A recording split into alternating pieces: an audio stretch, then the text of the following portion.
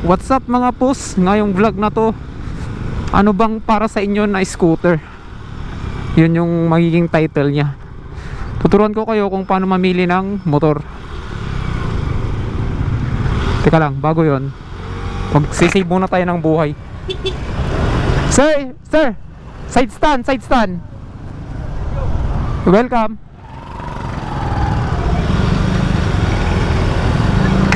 Saan na tayo? Ayun, doon na tayo. Syempre ngayon mga pus, ngayong 2026 is maraming hype na mga motor, di ba? Example, yung Aerox V3 na kulay blue, hype na hype yun. Yung mga bagong labas.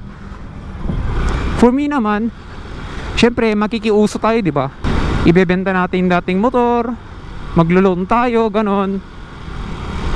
Pero for me naman, meron namang kasing second hand. Saka makakatipid ka lalo kung second hand, di ba? So ngayon, ano ba yung dapat na motor para sa inyo? Yung una nating aalamin diyan kung ano yung height nyo. Oo, height, yung tangkad nyo. Kasi diyan din natin ibabase kung anong bagay sa inyo na motor. Kasi minsan, yung iba, hindi ko naman nila lahat, yung iba lang, kahit bitin sa size or matangkad, pinipilit nila yung sarili nila sa ganong motor. Syempre ibagay mo naman din, parang ganon. Halangan naman na kukuha ka ng motor tapos nahihirapan ka naman, mabigat o sobrang tipto ka, di ba? Hindi mas maganda kung kumuha ka ng motor yung sakto lang sa'yo, yung bagay sa'yo ba, parang ganon. Start na tayo mga pus. Kung nag-height, start na tayo mga pus. Kung yung height nyo is 5'5" pababa, bagay sa inyong motor is yung mga MIUI, Honda Click, Sniper. Yung Sniper medyo alanganin pero pwede namang gawan ng paraan. Palit na lang ng flat seat na upuan, tapos lowered konti sa harap. Mas mainam mga pus kung talagang ibagay mo rin sa sarili mo. Hindi yung kunwari hype yung isang motor, kulang ka sa height, di ba? GG mo kaagad. Pwede naman ding ipilit, pero kailangan natin mag-lowered. Pero parang sinira nyo na yung itsura niya eh. Bibili ka nga ng motor, di ba? Tapos ilo-lowered mo. Okay naman sigurong i-lowered kung pang barangay lang, ganon. Hindi ko naman sinasabi na pang barangay talaga, literal. Syempre isipin nyo yun, naka-lowered ka, tapos may back ride ka, tapos yun, maliit ka. Di ba parang pangitignan? Kunwari yung X-Max, ay hindi si X-Max, kunwari si N-Max, di ba? 5'8" ako pero tiptoe pa rin ako dun. Tapos nag-racing seat pa ako, circuit seat pala, mas naging tiptoe ako doon, di ba? Pero bagay ko kasi 5'8" ako. Syempre yung iba mga pus, naintindihan ko kayo, ganyan din ako noon. Marami din sa atin na may pangarap na ganoon na motor, di ba? Kunwari pangarap ko is Sniper, tapos kapos ako sa height. Pwede naman nating gawan ng paraan. Parang yung sinabi ko kanina. I-lowered na lang or semi-lowered, at least magagamit mo yung pangarap mong motor. I-example ko na lang yung mga barkada ko. Kapos sila sa height pero naka-X-Max sila. Yung ginawa nila is tinabasan nila yung stock seat or buwibili sila ng aftermarket na super flat seat para maabot lang nila yung tapakan. Pero respect. Syempre pangarap din nila yun, di? Parang ganun yung ibig kong sabihin. Pero para sa akin naman, kung ganun lang din mga pos, piliin nyo na rin yung pinaka size nyo, pinaka bagay nyo, pinaka height nyo, ganun. Kaya kung ako sa inyo mga pos, kung bibili kayo ng motor, ugalayin nyo munang sakyan bago nyo bilhin. Kasi pwede naman sakyan sa kasa yan eh, kasi bibili naman kayo or mag-i-inquire kayo. Hindi naman bawal yun. Syempre sales consultant din ako dati sa Suzuki, kaya alam ko yung feeling ng customer. Kailangan mo ma-entertain, ganon. Kaya wag kayong mahiya at sabihin nyo na okay lang naman makiupo sa mga brand nyo na motor. Ang importante lang doon is siyempre ingatan nyo, huwag nyo mabagsak. Siyempre kung mabagsak yun, matik, sold na kaagad sa inyo.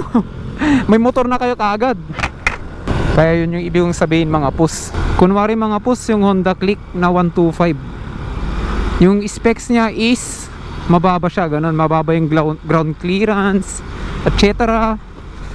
Pero kung sinasakyan ko yung Click, mas mataas siya. Ewan ko bakit. Siguro mas wide yung upuan, nakabuka ka ako, ganun. Tapos meron yung time natumba yung Click. Yung barkada ko, hindi ako. Binuhat ko yung Click, parang mas mabigat pa siya sa NMAX. Kasi yung NMAX ko, syempre ilang beses nang natumba yun, di ba? Kabisado ko na yung feeling kung binubuhat ko siya. Tapos yung Honda Click ng barkada ko, binuhat ko. Kasi natumba nga, di ba? Mas mabigat siya kaysa sa NMAX. Kaya yun, share ko lang. Saka importante, tinitinan nyo dyan is yung brand. Bakit brand? Kasi yung Honda Click is mahal ang pyesa talaga ng Honda. No joke yun. Para siyang times 2 sa Yamaha. Kaya kung bibili kayo ng motor, think twice kayo. Kung hindi ako nagkakamali is yung Honda Click 125, yung kanyang fan belt is 1.2. Oo, 1.2 ata yun ang alam ko. Tapos itong ating MIUI is 500 lang. Sa kasa din yung 1.2 or 1.1, basta may butal yun eh. Tapos si NMAX ko, yung kanyang belt is B65 or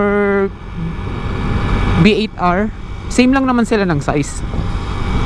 650 lang.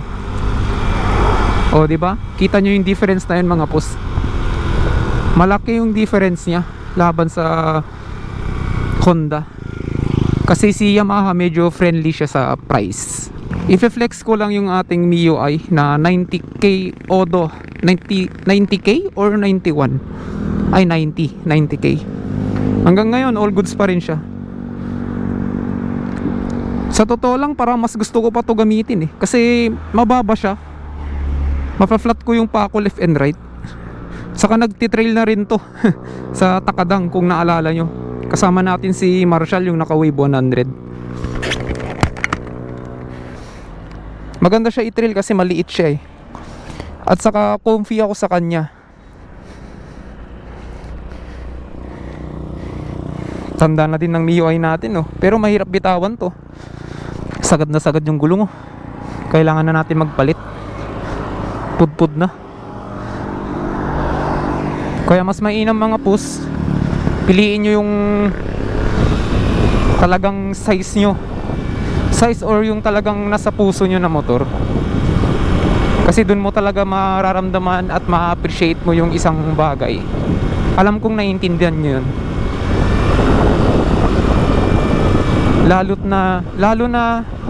Lalo na kung talagang pangarap mo yung motor, magagawa mo ng paraan yan. Pwede naman i-lowered. At yun lang mga boss. Sana may natutunan kayo sa short vlog natin. Bukas ulit tayo mag-upload. Kasi meron yung isang subscriber natin nagre-request paano daw magpreno left and right, harap or likod sa scooter. Shout out sa'yo. Bukas na lang natin gagawa ng video at bukas din natin i-upload. Promise yan. Sige mga boss, salamat sa panonood at peace out.